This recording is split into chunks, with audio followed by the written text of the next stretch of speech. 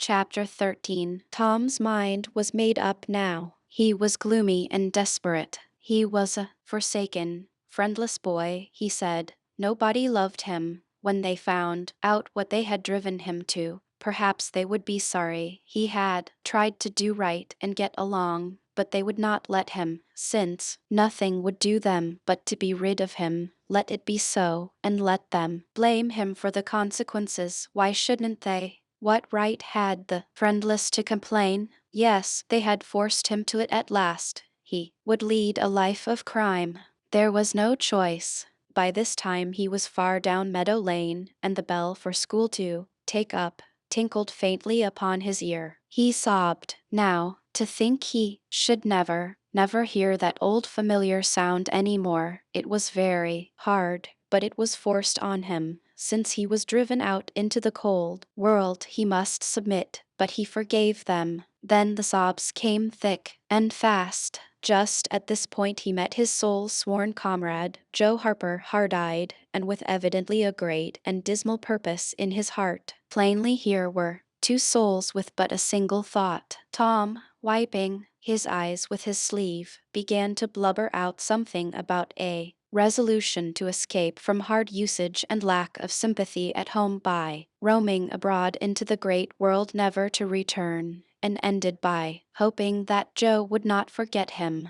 But it transpired that this was a request which Joe had just been going to make of Tom, and had come to hunt him up for that purpose. His mother had whipped him for drinking some cream which he had never tasted and knew nothing about. It was plain that she was tired of him, and wished him to go. If she felt that way, there was nothing for him to do but succumb. He hoped she would be happy, and never regret having driven her poor boy out into the unfeeling world to suffer and die. As the two boys walked sorrowing along, they made a new compact to stand by each other and be brothers and never separate till death relieved them of their troubles. Then they began to lay their plans. Joe was for being a hermit and living on crusts in a remote cave and dying sometime of cold and want and grief. But after listening to Tom, he conceded that there were some conspicuous advantages about a life of crime, and so he consented to be a pirate. 3 miles below St. Petersburg, at a point where the Mississippi River was a trifle over a mile wide,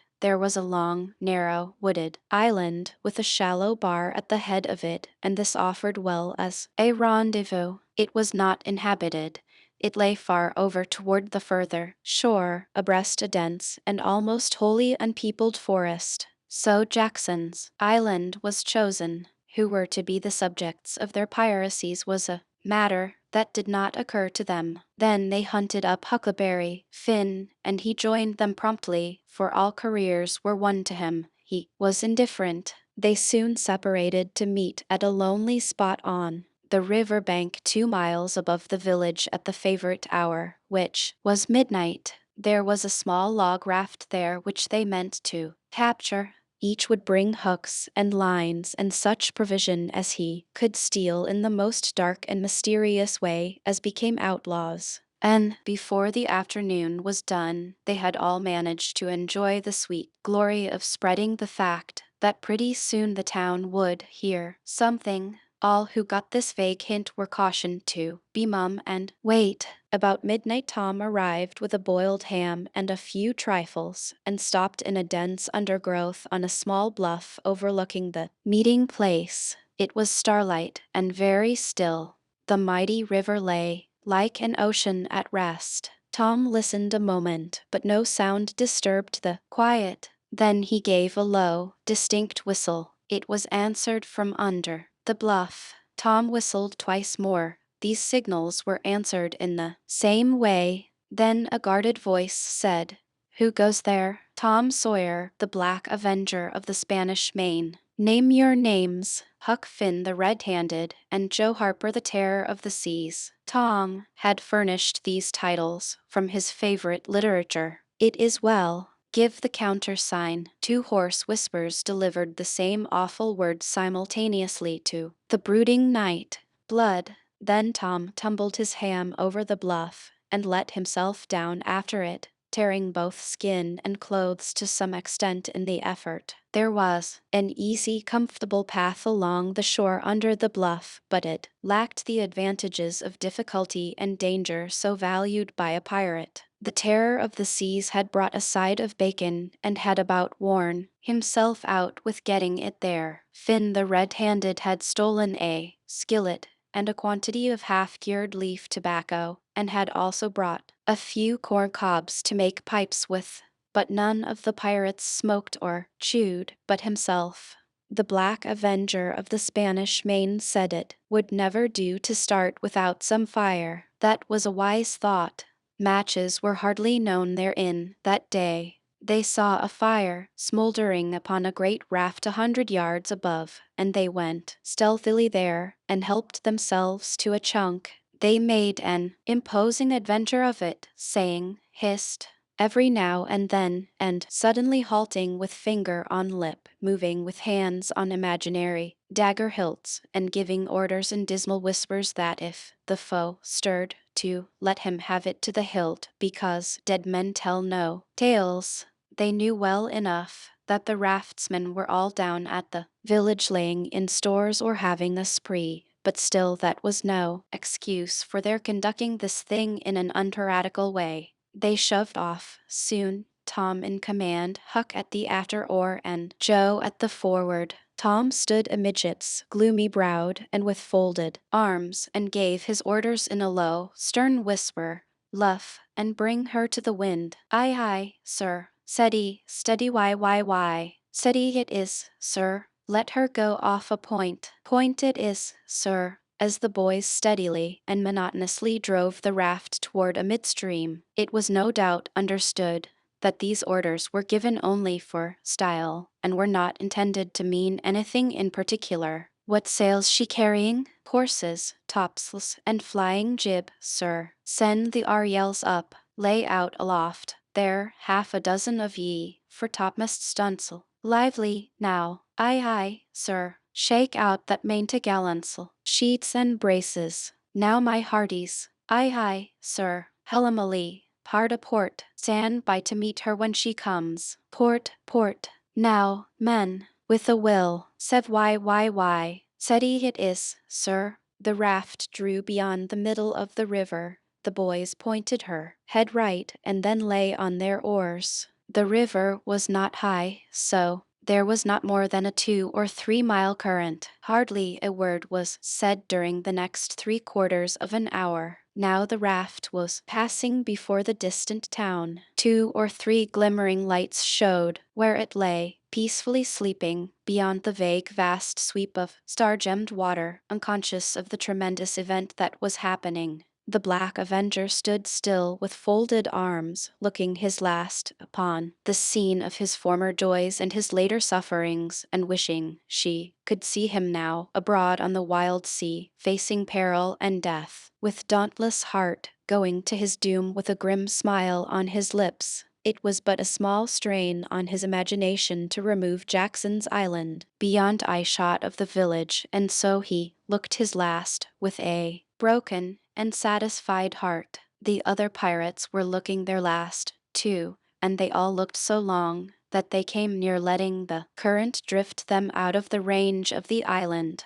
But they discovered the danger in time and made shift to avert it. About 2 o'clock in the morning the raft grounded on the bar 200 yards above the head of the island, and they waded back and forth until they had landed. Their freight, part of the little raft's belongings, consisted of an old sail, and this they spread over a nook in the bushes for a tent to shelter their provisions, but they themselves would sleep in the open air in good weather as became outlaws. They built a fire against the side of a great log 20 or 30 steps within the somber depths of the forest, and then cooked some bacon in the frying pan for supper and used up half of the corn pone stock they had brought. It seemed glorious sport to be feasting in that wild, free way in the virgin forest of an unexplored and uninhabited island, far from the haunts of men, and they said they never would return to civilization.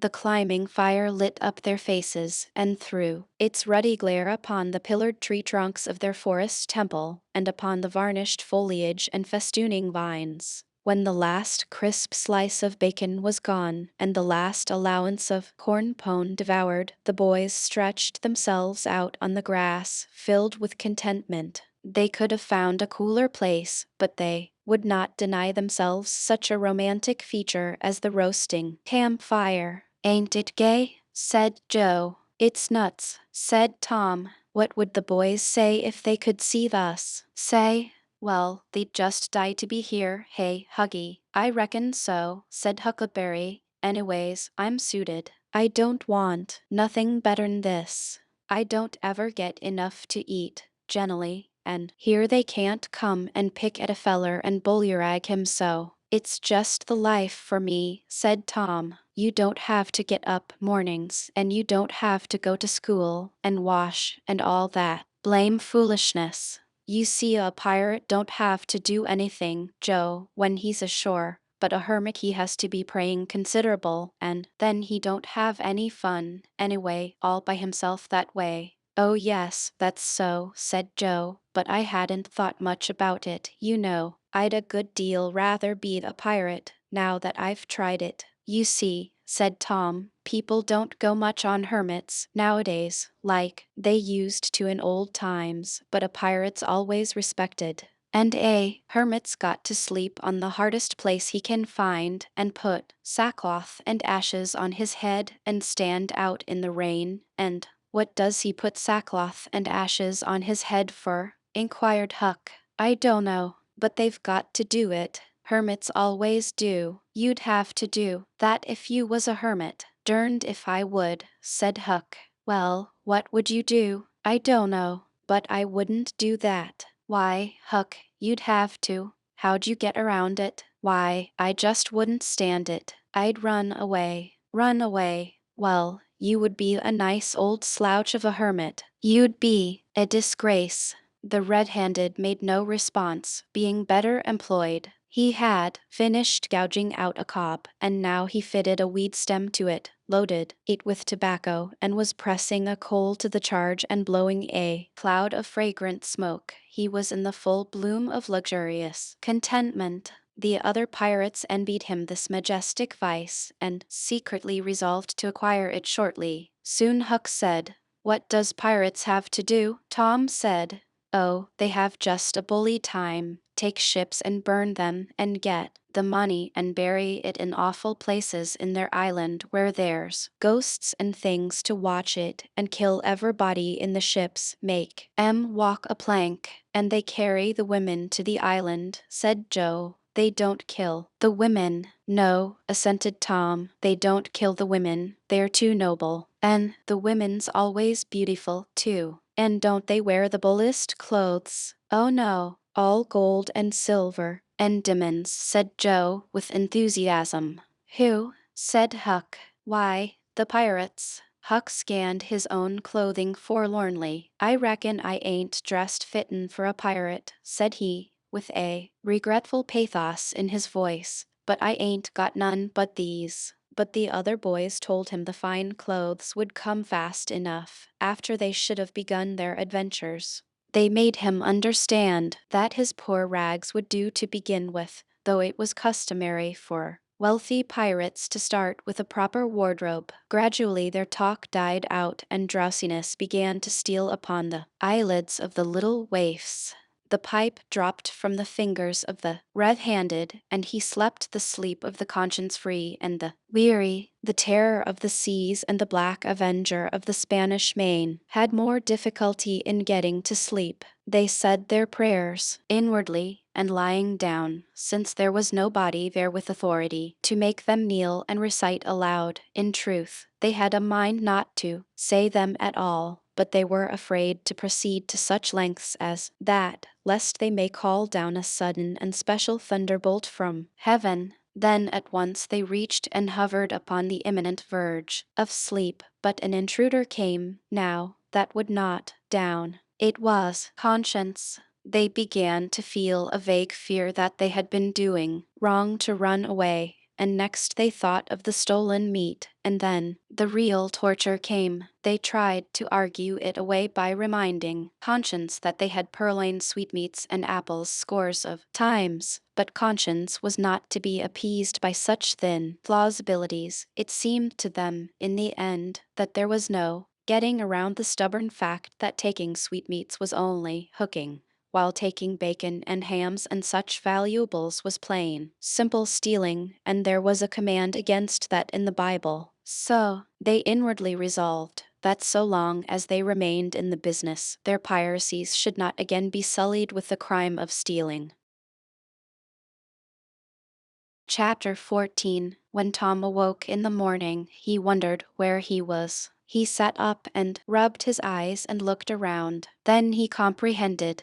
It was the cool gray dawn, and there was a delicious sense of repose and peace in the deep pervading calm and silence of the woods. Not a leaf stirred, not a sound obtruded upon great nature's meditation. Beaded dewdrops stood upon the leaves and grasses. A white layer of ashes covered the fire, and a thin blue breath of smoke rose straight into the air. Joe and Huck still slept. Now, far away in the woods, a bird called. Another answered. Soon, the hammering of a woodpecker was heard. Gradually, the cool, dim gray of the morning whitened, and as gradually sounds multiplied and life manifested itself. The marvel of nature shaking off sleep and going to work unfolded itself to the musing boy. A little green worm came crawling over a dewy leaf, lifting 2/3 of his body into the air from time to time and sniffing around, then proceeding again, for he was measuring, Tom said, and when the worm approached him of its own accord he sat as still as a stone, with his hopes rising and falling by turns as the creature still came toward him or seemed inclined to go elsewhere, and when at last it considered a painful moment with its curved body in the air and then came decisively down upon Tom's leg and began a journey over him, his whole heart was glad, for that meant that he was going to have a new suit of clothes, without the shadow of a doubt, a gaudy piratical uniform. Now a procession of ants appeared, from nowhere in particular, and went about their labors. One struggled manfully by with a dead spider 5 times as big as itself in its arms, and lugged it straight up a tree trunk. A brown spotted ladybug climbed the dizzy height of a grass blade, and Tom bent down close to it and said, "Ladybug, Ladybug, fly away home. Your house is on fire, your children's alone," and she took wing and went off to see about it, which did not surprise the boy, for he knew of old that this insect was credulous about conflagrations, and he had practiced upon its simplicity more than once. A tumble-bug came next, heaving sturdily at its ball, and Tom touched the creature to see it shut its legs against its body and pretend to be dead. The birds were fairly rioting by this time. A catbird, the northern mocker, lit in a tree over Tom's head and trilled out her imitations of her neighbors in a rapture of enjoyment. Then a shrill jay swept down, a flash of blue flame, and stopped on a twig almost within the boy's reach, cocked his head to one side and eyed the strangers with a consuming curiosity. A gray squirrel and a big fellow of the fox kind came scurrying along, sitting up at intervals to inspect and chatter at the boys, for the wild things had probably never seen a human being before and scarcely knew whether to be afraid or not. All nature was wide awake and stirring now. Long lances of sunlight pierced down through the dense foliage far and near, and a few butterflies came fluttering upon the scene. Tom stirred up the other pirates, and they all clattered away with a shout, and in a minute or two were stripped and chasing after and tumbling over each other in the shallow, limpid water of the white sandbar. They felt no longing for the little village sleeping in the distance beyond the majestic waste of water. A vagrant current or a slight rise in the river had carried off their raft, but this only gratified them, since its going was something like burning the bridge between them and civilization. They came back to camp wonderfully refreshed, glad-hearted, and ravenous, and they soon had the campfire blazing up again. Huck found a spring of clear cold water close by, and the boys made cups of broad oak or hickory leaves and felt that water, sweetened with such a wildwood charm as that, would be a good enough substitute for coffee. While Joe was slicing bacon for breakfast, Tom and Huck asked him to hold on a minute. They stepped to a promising nook in the river bank and threw in their lines. Almost immediately they had reward. Joe had not had time to get impatient before they were back again with some handsome bass, a couple of sun perch, and a small catfish, provisions enough for quite a family. They fried the fish with the bacon and were astonished, for no fish had ever seemed so delicious before. They did not know that the quicker a freshwater fish is on the fire after he is caught, the better he is, and they reflected little upon what a sauce, open-air sleeping, open-air exercise, bathing, and a large ingredient of hunger make, too. They lay around in the shade after breakfast, while Huck had a smoke, and then went off through the woods on an exploring expedition. They tramped gaily along, over decaying logs, through tangled underbrush, among solemn monarchs of the forest, hung from their crowns to the ground with a drooping regalia of grapevines. Now and then they came upon snug nooks carpeted with grass and jeweled with flowers. They found plenty of things to be delighted with, but nothing to be astonished at. They discovered that the island was about 3 miles long and a quarter of a mile wide, and that the shore it lay closest to was only separated from it by a narrow channel hardly 200 yards wide. They took a swim about every hour, so it was close upon the middle of the afternoon when they got back to camp. They were too hungry to stop to fish, but they fared sumptuously upon cold ham, and then threw themselves down in the shade to talk. But the talk soon began to drag, and then died. The stillness, the solemnity that brooded in the woods, and the sense of loneliness began to tell upon the spirits of the boys. They fell to thinking. A sort of undefined longing crept upon them. This took dim shape soon. It was budding homesickness. Evening Finn the red-handed was dreaming of his doorsteps and empty hogsheads. But they were all ashamed of their weakness, and none was brave enough to speak his thought. For some time, now, the boys had been dully conscious of a peculiar sound in the distance, just as one sometimes is of the ticking of a clock which he takes no distinct note of.